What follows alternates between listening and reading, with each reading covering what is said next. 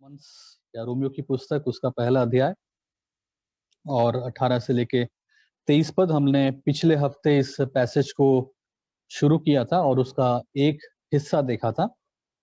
Romeo की पुस्तक उसका एक अध्याय 18 से लेके 23 पद। मैं दोबारा इसको नहीं पढ़ूंगा क्योंकि इसमें फिर 23 पद तक पढ़ना होगा। दोबारा मैं रिपीट नहीं करूंगा क्योंकि पिछले हफ्ते हमने इस मेन पैसेज को बता दिया था, आपको मैंने बता दिया था। लेकिन आज जहां जहां जरूरत होगा इस पैसेज में से उन वर्सेस को मैं बीच बीच में लूंगा।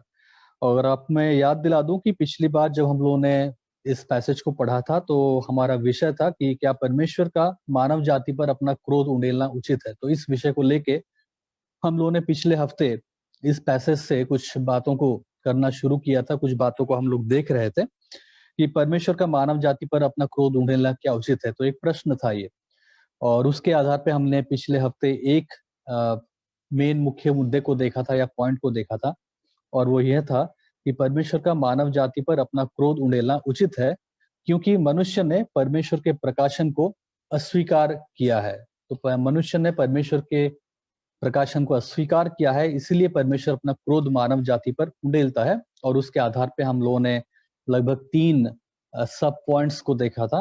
पहला सब पॉइंट था कि मनुष्य के पाप के विरुद्ध अपने क्रोध को प्रकट करने के द्वारा परमेश्वर ने स्वयं को प्रकट किया है। दूसरा जो सब पॉइंट था कि अपनी सृष्टि के द्वारा परमेश्वर ने स्वयं को प्रकट किया है।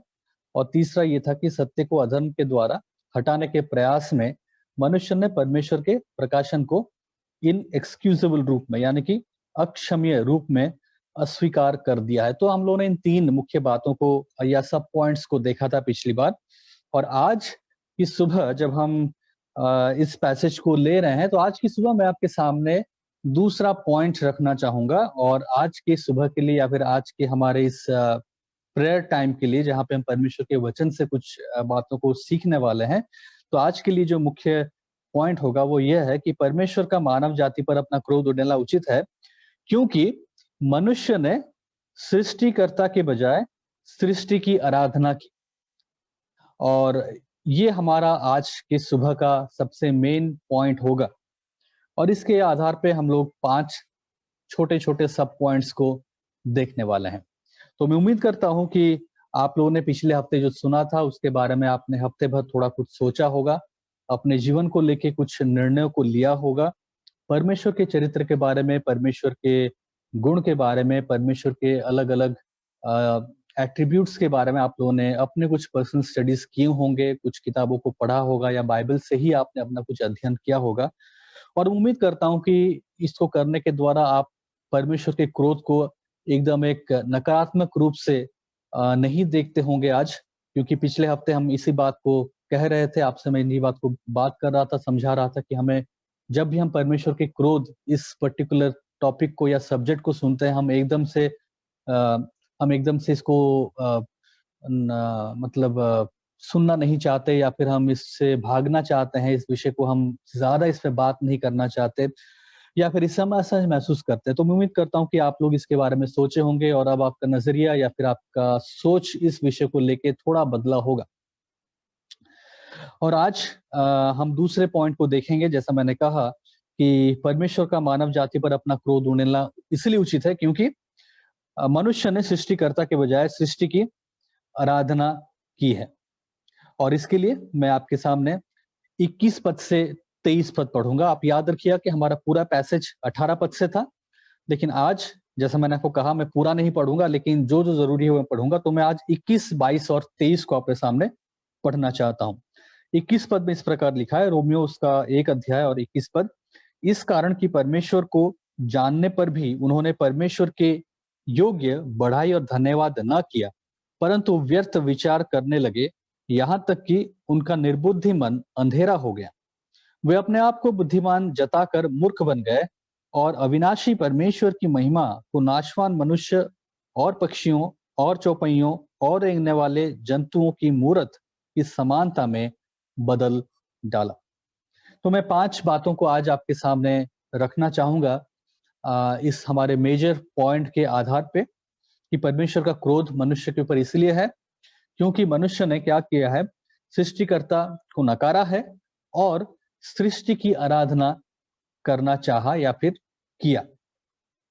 सबसे पहला सब पॉइंट आज हमारा ये है कि साधारण रूप से मनुष्य सृष्टि के प्रकाशन के माध्यम से परमेश्वर को जानता है। अगर हम एक साधारण, एक जनरल बात करें, आम तौर पे अगर हम बात करें, तो हम ये समझ सकते हैं, और बाइबल हमें बहुत उदाहरण देती है, बाइबल हमें अलग अलग खंडों में ये बताती है कि सृष्टि के द्वारा या फिर सृष्टि के प्रकाशन के द्वारा, जिस सृष्टि को हम लोग अपनी आंखों से देख पाते हैं, हम लोग जानते हैं सृष्टि के बारे में, हम लोग किताबों में पढ़ते हैं सृष्टि के बारे में, और न केवल बाइबल, स्कूल कॉलेज की किताबें, कहीं पे भी आप जाइए, कहीं ना कहीं क्रिएशन के बारे में, सृष्टि के बारे में हम लोग पढ़ते हैं, हम खुद देखते हैं, हम सुनते हैं।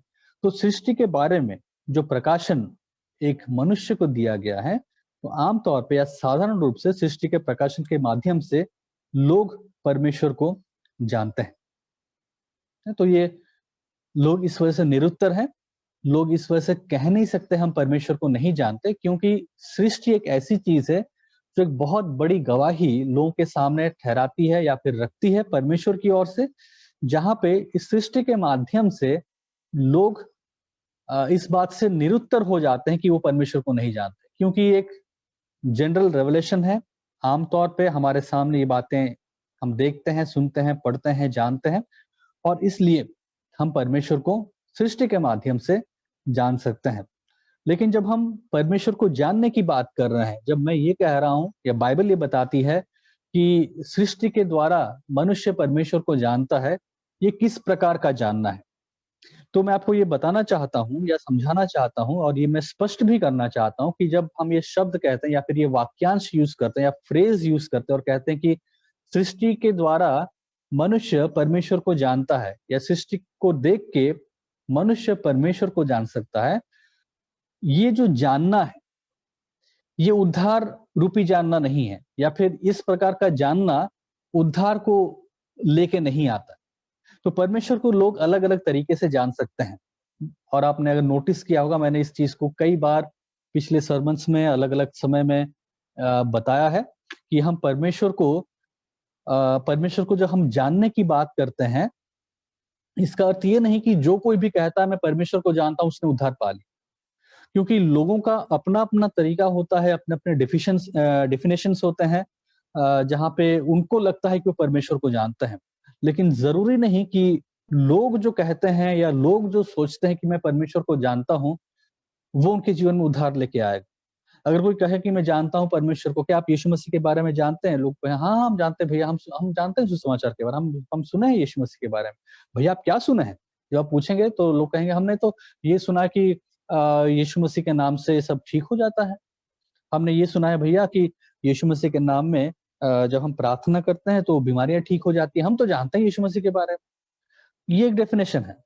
कोई कहेगा कि नहीं मैं यीशु मसीह के बारे में जानता हूं, हाँ मैं जानता हूँ, वो बहुत, उनके जो शिक्षाएं हैं वो बहुत अच्छी अच्छी बातें करते हैं। कुछ लोग कहते हैं हाँ हम यीशु मसीह के बारे में जानते हैं। पूछा आप जानते हैं यीशु मसीह के बारे में, आपने सुना है यीशु मसीह के बारे में? लोग कहें हाँ भैया हमने सुना है, हमने पढ़ा है, हमने सुना है, हम जानते हैं। और हम ये जानते हैं कि यीशु मसीह एक बहुत प्रेमी व्यक्ति थे। उन्होंने सबसे प्रेम किया, वो प्रेम की बातें करते थे, वो शांति की बातें करते थे, वो मेल मिलाप की बातें करते हैं, हम जानते हैं भैया। तो सब लोगों के अलग अलग डेफिनेशंस हैं, सब लोगों के अलग अलग तरीके हैं, सब लोगों के अलग अलग दायरे हैं यीशु मसीह को जानने को लेकर। और सब लोगों ने अपने अपने एक घोंसले बना लिए हैं, सब लोगों ने अपना अपना एक तजुर्बा लेके लोग चल रहे हैं, अपना एक्सपीरियंस लेके चल रहे हैं, और सबको लगता है वो यीशु मसीह को जानते हैं। हाँ ये सच है, कहीं ना कहीं ये हर एक चीज यीशु मसीह के बारे में सच है कि ठीक है, यीशु मसीह के नाम से आप जब प्रार्थना करते हैं, कहीं पे किसी के लिए प्रार्थना करते हैं, आप एक्सपीरियंस कर सकते हैं, या सुने हो या देखे हो या खुद आपके जीवन में ऐसा अनुभव हुआ हो कि आपने जब प्रार्थना किया तो शारीरिक रूप से आप स्वस्थ हुए हों। ये सच है यीशु मसीह के बारे में कि हाँ यीशु मसीह ने प्रेम की बातें कही, यीशु मसीह ने शांति की बातें कही। हाँ ये सच है यीशु मसीह के बारे में कि उन्होंने अच्छे मॉरल टीचिंग्स दिए, वो एक अच्छे शिक्षक थे, ये सब कुछ सही है। लेकिन इस प्रकार का जानना किसी व्यक्ति का यीशु मसीह के बारे में, अगर कोई व्यक्ति यीशु मसीह को इस प्रकार से जान रहा है, तो ये उसके जीवन में उद्धार लेके नहीं आ सकता। उद्धार पाने के लिए हमें यीशु मसीह के बारे में जो चीज जाननी है वो ये नहीं कि वो किसको ठीक करता है, क्या ठीक करता है, कितने समय में ठीक कर देता है, 1 घंटे में ठीक कर देता है या तुरंत ठीक कर देता है, ये ज़रूरी नहीं है। यीशु मसीह के बारे में जान के अगर किसी को उद्धार पाना है, उसके लिए ये ज़रूरी नहीं कि वो जाने यीशु मसीह एक अच्छे शिक्षक थे, वो शांति की बातें करते थे, वो प्रेम की बातें करते थे, ये ज़रूरी नहीं। इससे उद्धार नहीं मिल सकता। एक व्यक्ति यीशु मसीह के बारे में जान के तभी उद्धार पा सकता है, जब वो यीशु मसीह के बारे में यह जानता है कि यीशु मसीह ने अपने प्राण को क्यों दिया। जब वो ये समझता है कि वो एक खुद पापी मनुष्य है और यीशु मसीह का लहू उसके पाप की क्षमा के लिए बहाया गया है, और जब वो यीशु मसीह के क्रूस पे उस कार्य को समझता है, जानता है और फिर उस पे अपना विश्वास लाता है, मन फिराता है, पश्चाताप करता है, तब इस प्रकार का यीशु मसीह के बारे में जानना, यीशु मसीह के बारे में ये बातें जानना, उस व्यक्ति के जीवन में उद्धार को लेके आ सकता है। तो हमें बहुत सावधान होना है और सतर्क होना है जब हम ऐसे शब्दों का इस्तेमाल करते हैं या फ्रेज का इस्तेमाल करते हैं, वाक्यांश का इस्तेमाल करते हैं और कहते हैं कि हम यीशु मसीह को जानते हैं। या फिर किसी व्यक्ति के बारे में हम सुन के कहते हैं कि अच्छा वो यीशु मसीह को जानता है, इसका मतलब उसने उद्धार पाया है। और यहाँ पे जब हम आते हैं, यहाँ पे जो जानने की बात है, परमेश्वर को जानने की बात है, ये उद्धार को लेके नहीं आता इस प्रकार का ज्ञान। तो वो जानते हैं कि यहाँ परमेश्वर है, वो सृष्टि को देखते हैं, बाइबल बताती है कि ये जो चीज है, इसको देख के लोग जान सकते हैं, लोग के अंदर एक समझ आती है कि एक परमेश्वर है। अब वो इस बात से इनकार नहीं कर सकते कि परमेश्वर नहीं है। तो सृष्टि क्या करता है? सृष्टि एक गवाही के रूप में परमेश्वर के बारे में गवाही देता है, या सृष्टि लोगों के सामने इन बातों को लेके आता है कि नहीं, एक परमेश्वर है, एक सृष्टिकर्ता है, जिसने हर एक चीज की सृष्टि की है, जिसने हर एक बातों को, हर एक चीजों को बनाया है, हर एक चीजों के लिए हर एक चीजों का सृष्टि करता है। और ये एक तरह से मनुष्य के सामने परमेश्वर के अस्तित्व के बारे में कुछ बातों को लेके आता है, परमेश्वर के अस्तित्व के बारे में कुछ बुनियादी बातों को सामने लाता है। तो ये उद्धार लेके नहीं आता। ये चीज हमें बहुत क्लियर होना है कि जब सृष्टि के द्वारा लोग सृष्टि को देखते हैं, इसका मतलब ये नहीं कि उन्होंने उद्धार पा लिया। सृष्टि को देखने का मतलब ये है, सृष्टि को जानने का मतलब ये है कि अब एक व्यक्ति के पास ये एक्सक्यूज नहीं है कि वो कहे कि मुझे नहीं मालूम परमेश्वर कोई है या नहीं। तो एक स्टेपिंग स्टोन है, यानी कि एक तरह से ये आपको अवगत कराता है इस बात से कि परमेश्वर का अस्तित्व है, और क्योंकि परमेश्वर का अस्तित्व है, इसलिए वो व्यक्ति परमेश्वर के बारे में जानने का प्रयास करे, या फिर जब उसे सच्चे परमेश्वर के बारे में बातें बताई जाएं, तब वो ध्यान से सुने। जब उसे सच्चे परमेश्वर के बारे में चीजों को बताया जाए या उसके पास वो मौका दिया जाता है, उसको बताया जाता है, तब वो उस बातों के ऊपर सोचे, उस बातें के ऊपर मनन करे, समझने का प्रयास करे, ना कि भागे, ना कि इस चीज से एकदम दिमाग ही हटा दे कि नहीं, मुझे कोई मतलब नहीं इस बात से, चाहे सृष्टि है नहीं है, हमको कोई मतलब नहीं, हम तो मानते ही नहीं है परमेश्वर को। तो बाइबल हमें बताती है कि साधारण रूप से मनुष्य सृष्टि के प्रकाशन के माध्यम से परमेश्वर को जानता है, और ये परमेश्वर को जानना उद्धार रूपी जानना नहीं है। परमेश्वर को जानने का अर्थ यहाँ पे ये है कि मनुष्य अब निरुत्तर रह जाता है इस बात से कि परमेश्वर का अस्तित्व है। इस बात को उसे अब मानना ही पड़ेगा, इस बात से वो मुकर नहीं सकता, इस बात को ठुकरा नहीं सकता, इस बात का मजाक नहीं उड़ा सकता, इस बात को थट्टे में उड़ा नहीं सकता, और इस बात को खारिज नहीं कर सकता। तो ये चीज मनुष्य के सामने एक सच्चाई को लाता है, मनुष्य के सामने एक नींव को डालता है परमेश्वर के अस्तित्व की सच्चाई के बारे में। अब ये जानने के बाद हमारा जो दूसरा पॉइंट है कि मनुष्य ने तो परमेश्वर को धन्यवाद न दिया और न ही परमेश्वर को महिमा दिया। तो जब एक व्यक्ति इस चीज को जानता है, परमेश्वर का क्रोध क्यों भड़क रहा है? क्योंकि सबसे पहले तो परमेश्वर का क्रोध मनुष्य जाति के ऊपर जो वो उंडेलता है वो उचित इसलिए है क्योंकि सबसे पहले जो सब पॉइंट हमने देखा कि सृष्टि का प्रकाशन के माध्यम से परमेश्वर मनुष्य के सामने इस सच्चाई को रखता है कि एक सृष्टिकर्ता है, परमेश्वर का अस्तित्व है, ये बातें प्रकट होती हैं। ये बातें जब प्रकट होती हैं तो मनुष्य क्या करता है, जो हमारा दूसरा सब पॉइंट है वो ये है कि मनुष्य इन बातों को जानने के बाद न तो परमेश्वर को धन्यवाद देता है और न ही परमेश्वर को महिमा देता है, और यही पाप का जड़ है। लोग जानते हैं एक परमेश्वर है, लोग जानते हैं एक सृष्टिकर्ता है, ये सृष्टि इस बात की गवाही रखती है लोगों के, मनुष्य के सामने कि एक सृष्टिकर्ता है जिसे वो देख नहीं सक रहे हैं, अनदेखा है। वो सृष्टिकर्ता सामर्थी है, वो सृष्टिकर्ता सबके ऊपर शिरोमणि है, वो जान रहे हैं सृष्टिकर्ता है, लेकिन उनकी प्रतिक्रिया क्या है? उनकी प्रतिक्रिया एकदम विपरीत है। ये जानने के बाद वो कम से कम सृष्टिकर्ता को धन्यवाद नहीं देते हैं, इस सृष्टिकर्ता के बारे में और जानने का प्रयास नहीं करते हैं, इस सृष्टिकर्ता को महिमा नहीं देते हैं, इस सृष्टिकर्ता को धन्यवाद नहीं देते हैं। वो एकदम इससे मुंह फेर लेते हैं, वो एकदम इस सृष्टिकर्ता से दूर चले जाते हैं। वो सृष्टिकर्ता के बारे में कुछ जानना ही नहीं चाहते, वो सृष्टिकर्ता के बारे में कुछ समझना ही नहीं चाहते, वो ठीठ बन जाते हैं, वो अपने आप को आप कह सकते हैं कठोर बना देते हैं, जबकि उनको क्या करना चाहिए?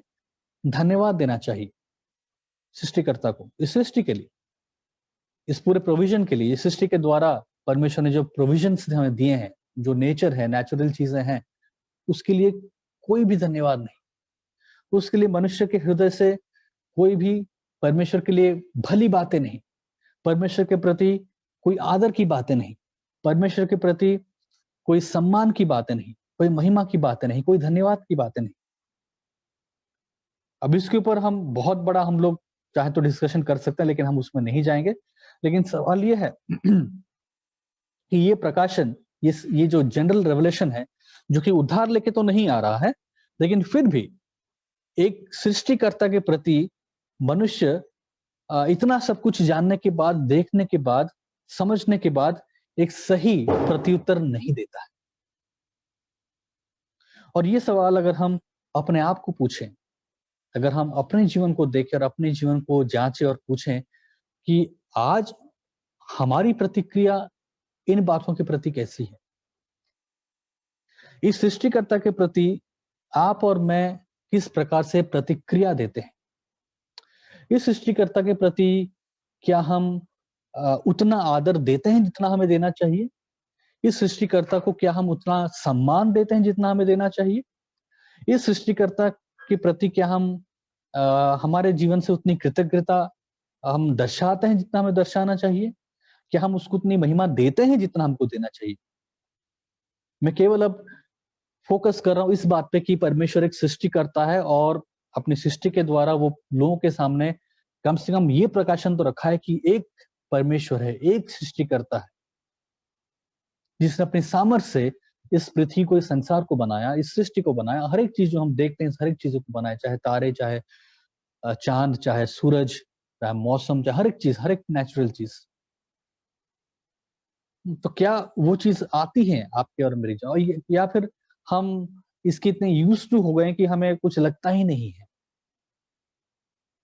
ये सवाल हम अपने आप को पूछ सकते हैं। लेकिन जब परमेश्वर ऐसा नहीं करता, जब इस सृष्टिकर्ता का प्रकाशन पाने के बाद वो सही प्रतिक्रिया उस सृष्टिकर्ता के प्रति मनुष्य नहीं देता है, तो तीसरा हमारा सब पॉइंट यह है कि मनुष्य का हृदय अंधकार से भर गया है। वो क्यों नहीं देता? क्योंकि मनुष्य का हृदय अंधकार से भरा हुआ, सामने सबूत है, सामने प्रमाण है, उस प्रमाण और सबूत के आधार पे मनुष्य की जिम्मेदारी बनती है कि वो उसके प्रति एक सटीक प्रतिक्रिया दे, लेकिन मनुष्य नहीं देता। क्यों? क्योंकि उसका हृदय, उसका मन अंधकार से भरा हुआ है। इफिसियों 4 अध्याय उसका 18 पद मैं आपके लिए पढ़ना चाहूंगा। इफिसियों उसका 4 अध्याय और उसका 18 पद। क्योंकि उनकी बुद्धि अंधेरी हो गई है और उस अज्ञानता के कारण जो उनमें है और उनके मन की कठोरता के कारण वो परमेश्वर की जीवन से अलग किए हुए हैं। पौलुस प्रेरित यहाँ पे कह रहे हैं कि ऐसे मनुष्य की बुद्धि अंधेरी हो गई है, अंधकार, उनका बुद्धि कैसा हो गया, उनकी बुद्धि को अंधकार के साथ तुलनात्मक रूप से प्रेरित पौलुस लिखते हुए कहते हैं कि उनकी बुद्धि के ऊपर अंधेरा छा गया है, अंधेरी हो गई है, क्योंकि उनकी बुद्धि अंधेरी हो गई है और उस अज्ञानता के कारण, और क्योंकि उनकी बुद्धि अंधकार से भर गई है तो प्रेरित पौलुस कहते हैं कि वो अज्ञानी है, वो अज्ञान है। और इस अज्ञानता के कारण जो उनमें है, तो ये अज्ञानता उनके अंदर, उनकी बुद्धि भ्रष्ट हो गई है या फिर अंधेरी हो गई है, अंधकार पड़ गया उनकी बुद्धि में, और इसीलिए उनके अंदर अज्ञानता भर गया है, वो अज्ञानता से भर गए हैं। और इसके कारण, इस अज्ञानता के कारण जो उनमें है और उनके मन की कठोरता के कारण, और ये अज्ञानता क्या करता है, उनके मन को कठोर बना देता है। तो बुद्धि अंधेरी है और उनके अंदर अज्ञानता भर गया है, और ये अंधेरी बुद्धि, अंधकार से भरा हुआ बुद्धि, ये अज्ञानता उनके हृदय पर असर डालता है। और उनका हृदय अब कैसा, उनका मन क्या हो गया है, उनका मन क्या है, उनका सोच विचार किस प्रकार की हो गए हैं, वो कठोर हो गए हैं, कठोर हो गए हैं। और इस कठोरता के कारण वो परमेश्वर के जीवन से अलग हो गए हैं। तो आप यहाँ पे देख सकते हैं कि कैसे एक सही प्रतिक्रिया न देने के कारण लोगों के जीवन में एक कठोरता किस प्रकार धीरे धीरे आता जाता है। ये कठोरता अचानक नहीं है, ये कठोरता अपने आप से बन नहीं गया है, लेकिन धीरे धीरे एक स्तर पे लोग या फिर मनुष्य पहुंच गए हैं जिसके कारण उनके जीवन में ये कठोरता उन्हें अब जीवित परमेश्वर से अलग कर देता है। उनका मन अंधेरा हो जाता है, उनकी बुद्धि अंधेरी हो जाती है, वो अज्ञानता से भर जाते हैं, उनका हृदय कठोर, मन कठोर हो जाता है। और ये कठोरता उन्हें अब परमेश्वर के हर एक बातों के विपरीत खड़ा कर देता है, हर एक बातों से बलवा करा देता है, हर एक बातों के विरुद्ध एक स्थान लेने के लिए मजबूर कर देता है। वो परमेश्वर के हर एक प्रकाशन के विरुद्ध, परमेश्वर के बारे में हर एक बातें जब कही जाती है, परमेश्वर की हर एक चीजों के विरुद्ध वो एक कठोर रूप ले लेते हैं, एक कठोर स्टैंड ले लेते हैं, एक बहुत बलवे का एक प्रतिक्रिया उनके जीवन में आ जाता है। और आखिर में क्या होता है कि वो उस कठोरता के कारण परमेश्वर के जीवन से अलग हो जाते हैं। ये कठोर था वो खुद अपने जीवन में लेके आते हैं, क्योंकि उन्होंने परमेश्वर के इस प्रकाशन के प्रति एक सही प्रत्युत्तर नहीं दिया। सृष्टि के प्रति, सृष्टि को देख के, इस सृष्टि को देख के सृष्टिकर्ता के प्रति जो प्रत्युत्तर था वो एक सही प्रत्युत्तर नहीं था। वो न तो धन्यवाद दिए, न ही महिमा दिए, न ही परमेश्वर को जानने का प्रयास किए। और जब ऐसा उन्होंने किया तो फिर उनका हृदय कठोर बन गया, उनका मन कठोर बन गया, अंधकार से वो लोग भर गए। और यहाँ पे जब प्रेरित पौलुस कहते हैं कि वो उनकी मूर्खता के बारे में कहते हैं या फिर उनकी कठोरता के बारे में कहते हैं, तो यहाँ पे जो अज्ञानता या मूर्खता है या फिर बुद्धिहीनता की बात है, ये इसका अर्थ ये नहीं कि उनका वो मतलब इस प्रकार की बुद्धिहीन या मूर्ख नहीं है कि उनको मालूम नहीं 2+2 क्या होता है। ये उस प्रकार की मूर्खता की बात नहीं हो रही। जो बाजार में जाते हैं सामान खरीदने, उनको कोई ठग देता है, ये उस प्रकार की मूर्खता की बात नहीं होती जो आमतौर पे हम लोग कहते हैं, अरे वो तो मूर्ख लड़का है, अरे वो तो बुद्धू है, अरे कुछ भेजो सामान खरीदने, भाई भेजो, बोलते हैं ये लेके और लेके आता है वो। उसको भेजा मैंने भाई 1 किलो टमाटर लाने के लिए, वो टमाटर की जगह मिर्चा लेके आ गया। नॉर्मली जैसा हम लोग बात करते हैं और सोचते हैं कि इसको मूर्खता कहा जाता है। उसको हम बोलते हैं ये पढ़ने के लिए पढ़ लिया, वो उसको कहे कि भाई इस जगह पे पहुंचो, वो कहीं और पहुंच गया। तो नॉर्मली हम अपने कन्वर्सेशंस में इस प्रकार के व्यक्ति को या फिर इस प्रकार के व्यवहार को हम कहते हैं कि ये मूर्खता है, और ये मूर्ख मनुष्य है, ये बुद्धू है। इसको 100 रुपया देके भेजो सामान लेने के लिए, ये 100 रुपए की जगह 200 रुपए लुटा के आ जाता है। ये लोग इसको ठग देते हैं। तो हम इस प्रकार से किसी को कहते हैं कि भैया मूर्ख है। तो प्रेरित पौलुस इस मूर्खता की बात नहीं कर रहा है। प्रेरित पौलुस ये नहीं कह रहा है कि इन लोगों को मालूम नहीं कि भाई कैसे दुनियादारी चलती है, कैसे घर चलाना है, कैसे व्यवसाय चलाना है, कैसे पढ़ाई लिखाई करनी है, कि उस प्रकार के लोग नहीं है। इस प्रकार की मूर्खता की बात नहीं कही जा रही है। ये मूर्खता अंदरूनी मूर्खता की बात कही जा रही है, अंदरूनी अंधकार की बात कही जा रही है यहाँ पे, जो सृष्टि को देख के, सृष्टिकर्ता के बारे में जान के एक सही प्रत्युत्तर नहीं देता है, उसको यहाँ पे मूर्ख कहा जाता है। और केवल परमेश्वर ही ऐसे लोगों के जीवन में उनके मनों को ठीक कर सकता है, इस प्रकार की मूर्खता। क्योंकि इस प्रकार की मूर्खता, इस प्रकार का अंधकार सिर्फ सही करने का जो तरीका है या फिर सही करने का सामर्थ्य है, वो केवल परमेश्वर की पवित्र आत्मा ही है, जो लोगों के मन को बदल सकता है, जो लोगों के हृदय को बदल सकता है, जो लोगों को परिवर्तित कर सकता है, जो मनुष्य की सोच को बदल सकता है। क्योंकि लोग तो इस प्रकार की मूर्खता जो बना दी है, ये मूर्खता कोई स्कूल कॉलेज जाके पीएचडी करके ठीक नहीं किया जा सकता है। इस प्रकार की मूर्खता, जहां पर उनके हृदय और उसके मन ऐसे अंधकार से भर गए हैं, अज्ञानता से भर जाते हैं कि वो कठोर हो जाते हैं परमेश्वर के प्रति। सब कुछ ये सृष्टिकर्ता के बारे में जानने के बाद, देखने के बाद, सृष्टि में जो जनरल रेवलेशन है वो सामने होने के बाद, जब कोई व्यक्ति इस प्रकार की प्रतिक्रिया देते हुए अपने आप को कठोर बना देता है, तो फिर हम समझ सकते हैं कि इस प्रकार का जो अंधकार से भरा हुआ मन है, इसको केवल परमेश्वर की पवित्र आत्मा ही ठीक कर सकती है। हम उनसे बात कर सकते हैं, हम उनसे कुछ बता सकते हैं, लेकिन ये अंदरूनी काम, उनके हृदय का अंदरूनी काम, उस पत्थर के हृदय को लहू और मांस का हृदय बनाना, उस अंधकार से भरे मन में परमेश्वर की ज्योति लाना, अंधकार की पट्टी को आंखों से हटाना, उस अंधकार के जीवन से ज्योति में लेके आना, पाप के दासत्व से अब परमेश्वर के जगत में, परमेश्वर की ज्योति में लेके आना, ये केवल परमेश्वर ही कर सकता है। तो हमें प्रार्थना करना चाहिए ऐसे लोगों के लिए। हमें ऐसे लोगों को अपनी प्रार्थनाओं में याद करना चाहिए। अगर आप किसी को जानते हैं, उनके लिए आप अपना व्यक्तिगत प्रेयर कर सकते हैं। अगर आपके चर्च ग्रुप से ऐसे लोगों के लिए प्रार्थना कर सकते हैं कि परमेश्वर उनके हृदय को बदले, परमेश्वर इनके मन के अंधकार को, हृदय के अंधकार को हटाए। तो हमें ऐसे लोगों के प्रति लोगों के लिए प्रार्थना करना चाहिए। और ये हमें अपने 4th सब पॉइंट में लेके जाता है कि पापी मनुष्य अपने आप को बुद्धिमान समझते हैं, पर वास्तव में वो मूर्ख है।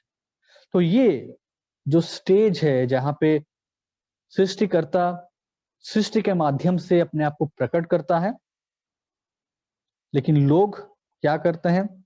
लोग एक सही प्रतिक्रिया नहीं देते हैं। क्यों नहीं देते? क्योंकि उनके हृदय अंधकार से भरे हुए हैं। और जब उनके हृदय अंधकार से भरे हुए हैं, तो ये लोग क्या हो रहा है, ये पापी मनुष्य क्या करता है जिसका हृदय अंधकार से भरा हुआ है? वो अपने आप को बुद्धिमान समझते हैं। तो विडंबना की बात तो ये है कि इस प्रकार के अंधकार में जो व्यक्ति रहते हैं, इस प्रकार का जो अज्ञानता जिन लोगों के अंदर होता है, वो ये समझ नहीं पाते कि वास्तव में उनके अंदर अज्ञानता है। वो समझ नहीं पाते कि उनके अंदर वो मूर्खता भरा हुआ है। उल्टा वो अपने आप को बुद्धिमान समझते हैं, लेकिन वास्तव में वो तो मूर्ख हैं। वो अपने आप को बुद्धिमान तो समझते हैं, लेकिन वास्तव में वो मूर्ख है। भजन संहिता 14 और उसका 1, हम इसको पढ़ सकते हैं। भजन संहिता उसका 14 अध्याय और उसका पहला पद। मूर्ख ने अपने मन में कहा है, कोई परमेश्वर है ही नहीं। वे बिगड़ गए, उन्होंने घिनौना काम किया है, कोई सुकर्मी नहीं है। भजन संहिता 111 और उसका 10। भजन संहिता 111 और उसका 10 पद। बुद्धि का मूल यहोवा का भय है, जितने उसकी आज्ञाओं को मानते हैं उनकी बुद्धि अच्छी होती है, उसकी स्तुति सदा बनी रहेगी। इस वचन को कई बार मिसकोट किया जाता है और आप जानते होंगे कि जब बच्चे एग्जाम्स देने जाते हैं, कॉलेज, स्कूल के एग्जाम्स, तो पास्टर्स प्रार्थना करते हैं, माँ-बाप भी प्रार्थना करते हैं और कहते हैं कि बुद्धि का मूल यहोवा का भय है। और तू मेरे बेटे या मेरी बेटी बच्चे यहोवा का भय मान, तो प्रभु तुझे बुद्धि देगा, है ना? तू टॉपर बनेगा, तुम टॉपर बन जाओगे, तुम या सिविल एग्जाम जो भी आपके कॉम्पिटिटिव एग्जाम्स हैं, क्रैक कर लोगे, तुम्हारा रैंक आएगा, आईआईटी में सिलेक्ट हो जाएगा, इंजीनियरिंग में सिलेक्ट हो जाएगा। क्यों? क्योंकि हमारे बच्चे यहोवा का भय मानते हैं।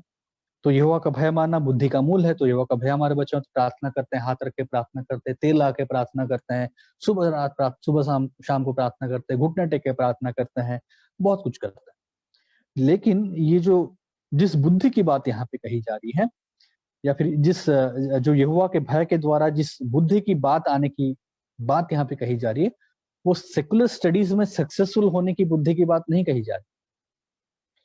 तो यहोवा का भय हमें इसलिए नहीं मानना है ताकि हमारे बच्चों को यहोवा का भय इसलिए नहीं मानना है ताकि वो लोग टॉपर बने। हमारे बच्चों को यहोवा का भय इसलिए नहीं मानना है ताकि वो कॉम्पिटिटिव एग्जाम्स में पूरा एकदम ताबड़तोड़ मार्क्स लेके आए। हमारे बच्चों को यहोवा का भय इसलिए नहीं मानना है ताकि वो इंजीनियर बन जाएं, टॉपर बन जाएं, सब एग्जाम्स क्रैक करके एकदम पूरा जो भी आजकल एग्जाम्स हैं, मुझे तो ज्यादा नहीं मालूम, लेकिन जो भी होते हैं कॉम्पिटिटिव एग्जाम्स, उसमें पूरा हो जाए उनका। या फिर अगर आप खुद स्टूडेंट है तो आप यहोवा का भय इसलिए आपको नहीं मानना है ताकि आप अपने एग्जाम्स में स्कूल कॉलेज में एकदम टॉपर। ये उस बुद्धि की बात नहीं है यहाँ पे। यहोवा का भय मानने के द्वारा वो सेकुलर बुद्धि आएगा, उसकी बात नहीं। ये उस बुद्धि की बात कही जा रही है यहाँ पे जो मनुष्य के हृदय के उस अंधकार को और अज्ञानता को हटाता है, जिसके द्वारा अब वो परमेश्वर के प्रकाशन के प्रति एक सही प्रत्युत्तर दे पाता है। ये उस बुद्धि की बात कही जा रही है यहाँ। तो यहोवा का व्यक्ति जब भय मानता है तो वो बुद्धि को पाता है, और ये बुद्धि उसको परमेश्वर के प्रकाशन, परमेश्वर की शिक्षा, बाइबल में जो लिखी हुई बातें हैं, उसके प्रति, उसको पढ़ के, उसको देख के, उसको सुन के, उसके प्रति जो एक सही प्रत्युत्तर होना चाहिए, उसको वो कर पाता है। ये उसके लिए है। तो जब हम यहोवा का भय मानेंगे, हमारे अंदर यहोवा का भय होगा, तो हम परमेश्वर के द्वारा दिए गए वचन, परमेश्वर के वचन में लिखी गई बातें, चाहे वो परमेश्वर का जनरल प्रकाशन है, चाहे अगर आप विश्वासी हैं तो फिर आप जब बाइबल को पढ़ते हैं, इसको पढ़ के, इसको सुन के जो प्रतिक्रिया होनी चाहिए, वो प्रतिक्रिया आप दे सकें। ये उस भय और बुद्धि की बात कही जा रही है यहाँ पे। तो जब यीशु मसीह ने अपने जब शिक्षा दे रहे थे, आपने सुना होगा, उसने कहा कि मैं तुमको क्या उसे बोलते हैं, पैराबल्स में बात करूंगा, जैसा तुम्हारे लिए ये चीज लिखा है, जैसा कहा जाता है, या फिर जैसी बातें कही जाती है कि मैंने बांसुरी तो बजाई लेकिन तुमने ना नाचा, और मैंने विलाप किया लेकिन तुमने छाती नहीं पीटा। तो कहने का अर्थ वहां पे क्या था? कहीं शायद हमारा एक पुराना सरमन है, इसी में होगा, जहाँ पे इसके बारे में हम लोग बात किए थे। मत्ती 11 अध्याय 29 पद, जहाँ पे यीशु मसीह कहते हैं कि हे सब बोझ से दबे हुए लोगों मेरे पास आओ। और जब हम उसका एक एक्सपोजिटरी सरमन के टाइप में हम लोग जब देख रहे थे कि कैसे ये इसका अर्थ क्या होता है, तो फिर उसी अध्याय में, 11 अध्याय में शुरुआत में ये बात आती है, जहाँ पे यीशु मसीह कहते हैं कि बांसुरी बजाई गई थी लेकिन तुमने ना नाचा, और विलाप किया गया लेकिन तुमने छाती नहीं पीटा। बेसिकली अर्थ यही था। 11 अध्याय, मत्ती उसका 11 अध्याय, एग्जैक्टली मत्ती 11:16। मैं इस समय की लोगों की उपमा किससे दूं? वे उन बालकों के समान हैं जो बाजारों में बैठे हुए एक दूसरे से पुकार कर कहते हैं, हमने तुम्हारे लिए बांसुरी बजाई पर तुम ना नाचे, हमने विलाप किया और तुमने छाती नहीं पीटी। तो इसमें हम लोग यही बात कर रहे थे कि बांसुरी बजाने का जो सही प्रत्युत्तर होता है, जब बांसुरी बजाई जाती है, बांसुरी बजाई जाती है कि एक व्यक्ति नाचे, और जब विलाप किया जाता है तो विलाप के प्रति जो सही प्रत्युत्तर होता है वो ये है कि छाती पीटा जाए। लेकिन जब बांसुरी बजाई गई लोगों ने ना नाचा, और जब छाती पीटी या विलाप किया गया तब लोगों ने छाती नहीं पीटी। अर्थात आगे चल के 18 पद में कि यूहन्ना बपतिस्मा देने वाला खाता पीता आया और तुम लोगों ने कहा कि इसमें दुष्ट आत्मा है। मनुष्य का पुत्र खाता पीता आया, तुमने कहा कि ये पियक्कड़ है, महसूल लेने वाले और पापियों का मित्र है। तो जब यूहन्ना बपतिस्मा देने वाला आता है तो उसकी शिक्षा को सुन के तब भी वो जो प्रत्युत्तर देना चाहिए लोग नहीं देते। यीशु मसीह आते हैं, उसके प्रति जो प्रत्युत्तर देना चाहिए वो भी नहीं देते वो। तो इसलिए यीशु मसीह ये उदाहरण देके कह रहे हैं कि बांसुरी जो बजाई गई तो प्रत्युत्तर होना था कि नाचो, लेकिन तुमने ना नाचा। और जब छाती पीटी जाती है, विलाप किया जाता है, तो प्रत्युत्तर ये होना चाहिए कि छाती पीटा जाए, लेकिन तुमने छाती नहीं पीटा। तो तुम्हारे सामने भविष्यवक्ता आए, तुम्हारे सामने मैं आया, लेकिन जो प्रतिक्रिया थी तुम लोगों ने नहीं दिया। तो नहीं, हम उसमें नहीं जाएंगे, लेकिन हम वापस आते हैं यहाँ पे भजन संहिता 110 और 111 और उसका 10 कि बुद्धि का मूल यहोवा का भय है। तो ये भय हमें एक सही प्रत्युत्तर देने के लिए मदद करता है, और इसलिए इस भय का होना बहुत जरूरी है। तो पापी मनुष्य अपने आप को बुद्धिमान समझता है, लेकिन वास्तव में मूर्ख है। वो मूर्ख इसलिए है क्योंकि वो सही प्रत्युत्तर नहीं देता है, क्योंकि यहोवा का भय उसके अंदर नहीं है। इस सृष्टि को देख के, सृष्टिकर्ता के बारे में जान के, परमेश्वर के प्रति, सृष्टिकर्ता के प्रति जो भय और आदर होना चाहिए वो मनुष्य के अंदर नहीं है। उल्टा वो घमंड से भरा।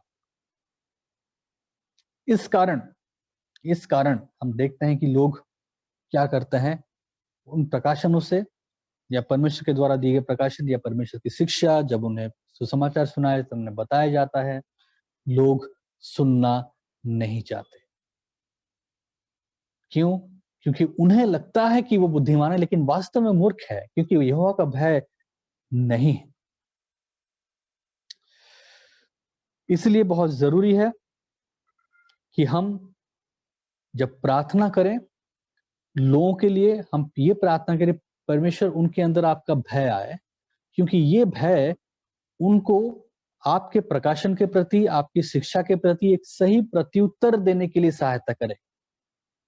ये प्रार्थना मत कीजिए बच्चों के लिए कि हमारे बच्चे के ऊपर प्रभु जी आपका भय आए ताकि वो एग्जाम में बहुत अच्छे मार्क लाए, वो टॉपर बने। ये स्वार्थी प्रार्थना है। आप भी स्वार्थी, आप अपने बच्चों को भी स्वार्थ सिखाए। इस वजह से समझिए कि प्रार्थना किस लिए करना है, क्यों करना है, कैसे करना है, और वचन का सही संदर्भ क्या है जब आप प्रार्थना में इस्तेमाल करते हैं। आखिरी में, सृष्टिकर्ता की बजाय सृष्टि की आराधना करना इस मूर्खता का प्रमाण है। तो जब हम कह रहे हैं कि लोगों ने मूर्खता की है, ये मूर्खता है, मन की कठोरता के कारण अब लोगों के अंदर ये मूर्खता आ गई। वो लोग समझते हैं, उनको लगता है कि वो लोग बहुत बुद्धिमान हैं, लेकिन वास्तव में वो मूर्ख हैं। जब हम ये कहते हैं तो आप पूछें कि ये किस प्रकार की मूर्खता है, ये मूर्खता का प्रमाण क्या है। तो मैंने तो थोड़ा इसमें कहा इस पिछले पॉइंट में, लेकिन अब सटीक रूप से अगर हम समझे मूर्खता कैसे दिखाई देती है, ये किस प्रकार की मूर्खता है। जो लोग अपने आप को बुद्धिमान तो कहते हैं, लेकिन वास्तव में मूर्ख हैं। तो ये उनके अंदर परमेश्वर का क्योंकि भय है नहीं, जीवित परमेश्वर का, तो वो मूर्खता का काम कर रहे हैं। लेकिन ये किस प्रकार की मूर्खता है? सृष्टिकर्ता के बजाय या फिर सृष्टिकर्ता को नकार के जब एक व्यक्ति सृष्टि की आराधना करता है, यह उस मूर्खता का प्रमाण है। तो लोग जब परमेश्वर को नकारते हैं, परमेश्वर को नकारने का अर्थ केवल ये नहीं कि वो नास्तिक बने। परमेश्वर को नकारने का अर्थ अब यह है कि लोग सृष्टिकर्ता को नकार के, परमेश्वर को नकार के, परमेश्वर से मुंह फेर के वो लोग क्या कर रहे हैं? सृष्टि की आराधना कर रहे हैं। वो लोग सृष्टि को महत्व दे रहे हैं, और वो इस बड़े ही मूर्खता में गिरता है जब वो सृष्टि की आराधना करने लग जाता है। यशायाह 44 अध्याय 9 पद, यशायाह उसका 44 अध्याय, आइज़ाया 44 9, अगर आप BSI बाइबल यूज कर रहे हैं तो इसमें हेडिंग होगा मूर्ति पूजा की व्यर्थता, 9 से लेके 20 पद। इस पैसेज को आप बाद में पढ़िएगा और देखिएगा कि कैसे यहाँ पे उस मूर्खता के बारे में बताया गया है।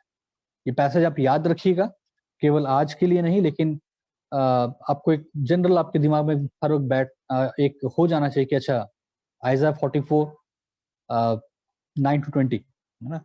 तो यशायाह 44 उसका 9 पद से लेके 20 पद मनुष्य के मूर्खता का प्रमाण देता है। वो मूर्खता जो परमेश्वर की बुद्धि या फिर परमेश्वर का भय न होने के कारण दिखता है मनुष्य के जीवन में। तो जब जीवित परमेश्वर का भय नहीं होता है, तो जब उनके अंदर बुद्धि का आरंभ नहीं होता है, बुद्धि आई ही नहीं है क्योंकि उन्होंने परमेश्वर का भय माना ही नहीं है, तो फिर उनकी मूर्खता किस प्रकार दिखेगी? उनकी मूर्खता इस प्रकार दिखती है। किस प्रकार? यशायाह 44, आइज़ाया 44 9 to 20 यहाँ पे उस मूर्खता का प्रमाण है। लेकिन अजीब सी बात है कि परमेश्वर लोगों ने उस सच्चे परमेश्वर को जाना, और बार-बार मैं कहता हूँ जब जाना तो आप समझिए मैं किस प्रकार से जानने को कह रहा हूँ।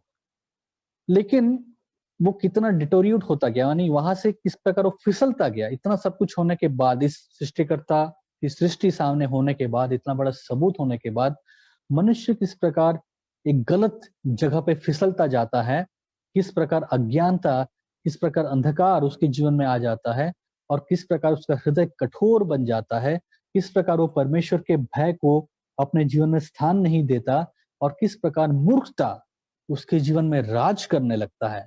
और मूर्खता का प्रमाण हम यहाँ पे 9 से लेके 20 पद में देखते हैं। तो एक व्यक्ति चाहे अपने सेकुलर स्टडीज में चाहे कितने भी अच्छा हो, अपने सेकुलर स्टडीज में वो चाहे कितना भी बढ़िया हो, और सांसारिक स्तर पे, सामाजिक स्तर पे वो चाहे कितनी ऊंचाइयां उसने पाली हो, वो परमेश्वर के सामने मूर्ख है। तो कई बार जब मैं देखता हूं मसीह लोग भी नॉन क्रिश्चियंस को, जो कि अच्छे हैं, उस हिसाब से अच्छे कि उन्होंने समाज के लिए कुछ बहुत अच्छा किया या फिर बहुत अच्छे से पढ़े लिखे और बहुत अच्छा जीवन जिया। और अच्छा जीवन जीने का मतलब है लोगों की मदद की, सोशली अच्छे रहे, सोशल लाइफ उनका अच्छा रहा, और जहाँ पे काम करते थे या जिस पोजीशन को मिला था उसका दुरुपयोग नहीं किया। वो सब मोरल क्वालिटीज, वो सब अच्छी नैतिक शिक्षाएं, नैतिक बातें उनके जीवन में अच्छी रही, लेकिन उन्होंने कभी भी यीशु मसीह को अंगीकार नहीं किया या फिर यीशु मसीह को जान के मन नहीं फिराया, पाप का अंगीकार नहीं किया। ऐसे लोग को कई बार मैं देखता हूँ मसीह लोग भी आइडलाइज करने लगते हैं और उनके बारे में इतना, मतलब उनको इतना अप्रिशिएट करेंगे। एक व्यक्ति को अप्रिशिएट करना ठीक है, लेकिन जब आप उनको ऐसा एक स्थान अपने जीवन में देते हैं और इस प्रकार से उनको अपने जीवन में एक रोल मॉडल बना देते हैं, तो ये भी दिखाता है कि आप खुद सुसमाचार को नहीं समझे। क्योंकि चाहे एक व्यक्ति कितना पढ़ा लिखा होके, कितनी बड़ी पोजीशन में आके, कुछ भी करके, सब कुछ करने के बाद अगर वो परमेश्वर उसे मूर्ख ठहरा रहा है, तो फिर वो मूर्ख है। परमेश्वर का वचन उसकी मूर्खता का प्रमाण देता है, तो वो मूर्ख है। और हमें समझना हो कि हाँ वो मूर्ख है, लेकिन किस संदर्भ में मूर्ख है वो भी हमें समझना है। और जब हम समझते हैं कि वो किस संदर्भ में मूर्ख है, तो फिर बहुत जरूरी है कि हम एक व्यक्ति के बारे में क्या राय रखते हैं, उसको जो अप्रिशिएशन देते हैं, उसको हम अपना रोल मॉडल जो भी है, वो सब चीजों को हमें एक बैलेंस में लेके चलना है। बाकी लोगों की तरह एकदम कभी-कभी नॉन हम मसीही लोग ऐसा बिहेव करने लगते हैं, इस प्रकार से लोगों की प्रशंसा, तारीफ और बढ़ाई करने लगते हैं, और ऐसा लगता है कि परमेश्वर मूर्ख है और ये व्यक्ति सब सही है। तो हमें समझना है, जांचिए चीजों को, समझिए चीजों को, देखिए चीजों को। और आखिर में मैं यही कहना चाहूंगा कि आपकी प्रतिक्रिया कैसी है? आप क्या आप इस बुद्धि में बढ़ रहे हैं? क्या परमेश्वर के उस भय में आप बढ़ रहे हैं? क्या आपके अंदर वो बुद्धि आई है जो वास्तव में आनी चाहिए? क्या उस बुद्धि के आने के द्वारा परिपक्वता में बढ़ रहे हैं? क्या आप अपने जीवन में परिपक्व बन रहे हैं? तो प्रिय भाई और बहनों, इन बातों को आप समझिए और जाने कि परमेश्वर का मानव जाति पर अपना क्रोध उड़ेलना उचित है। परमेश्वर इस बात से घबराइए नहीं, इस बात से लज्जित मत होइए, इस बात से अपने आप को एम्बैरस फील मत कीजिए यीशु मसीह को लेके, परमेश्वर को लेके। अरे हमारा परमेश्वर कैसा है, बाइबल हमारे परमेश्वर के बारे में क्या-क्या कहता है। बाकी मेरे दोस्त हैं, उनके बाइबल में तो उनके परमेश्वर की इतनी अच्छी-अच्छी बातें हैं, सब कुछ है। जब भी वो कहते हैं मुझे इतना अच्छा लगता है, सुनने में अच्छा लगता है। लेकिन हमारे परमेश्वर के बारे में मैं कैसे कहूँ, वो क्रोधी है, वो लोग बुरा। ये इस बचपने से, इस प्रकार के बचकाने सोच विचार से आपको बाहर निकलना है और परिपक्वता में आना है। समझिए कि परमेश्वर का मानव जाति पे क्रोध करना उचित है और ये परमेश्वर का अधिकार है कि वो क्रोध कर सकता है। क्यों? क्योंकि परमेश्वर का मानव जाति पर अपना क्रोध करना उचित है, क्योंकि मनुष्य ने परमेश्वर के प्रकाशन को अस्वीकार किया, जिसको हमने पिछली बार देखा था। और आज हमने देखा कि इसलिए उचित है क्योंकि मनुष्य ने सृष्टिकर्ता के बजाय सृष्टि की आराधना की। तो इन बातों को जब आपने सुना, आप अपने जीवन के लिए क्या प्रार्थना करेंगे? आप दूसरों के लिए क्या प्रार्थना करेंगे? इन बातों के बारे में आप सोचिए। मैं नहीं बताऊंगा आपको आप क्या प्रार्थना करना है। मैं चाहूंगा कि आप सोचें। मैं चाहूंगा कि आप इन बातों पर विचार करें, इन बातों के ऊपर मनन करें। सोचिए आप किन-किन को जानते हैं, आप अपने जीवन को देखिए। सोचिए कि क्या आप कहीं ऐसा तो नहीं कि आपके जीवन में कुछ ऐसी बातें हैं जिसके कारण आपके ऊपर परमेश्वर का क्रोध आ सकता है? क्या आपने सच में परमेश्वर के प्रकाशन को स्वीकारा या अस्वीकार किया है? क्या आप उस परमेश्वर के भय में हैं? क्या परमेश्वर का भय आपके अंदर सच में है? और वो भय क्या सच में आपको वो बुद्धि आपके अंदर लेके आ रहा है जो बुद्धि होनी चाहिए? और अगर नहीं तो फिर आप इस मूर्खता से कैसे बाहर निकलें?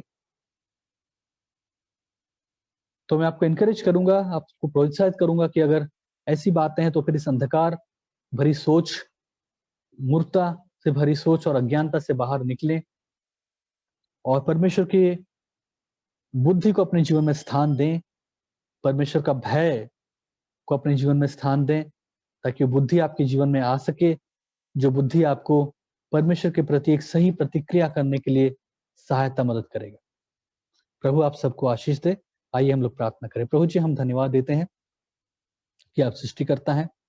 परमेश्वर पिता आप महान हैं, सामर्थी हैं और आपने परमेश्वर पिता अपने सृष्टि के द्वारा हमारे सामने एक प्रकाशन को रखा है, जिसको हम नकार नहीं सकते, जिससे हम भाग नहीं सकते और हम निरुत्तर हैं।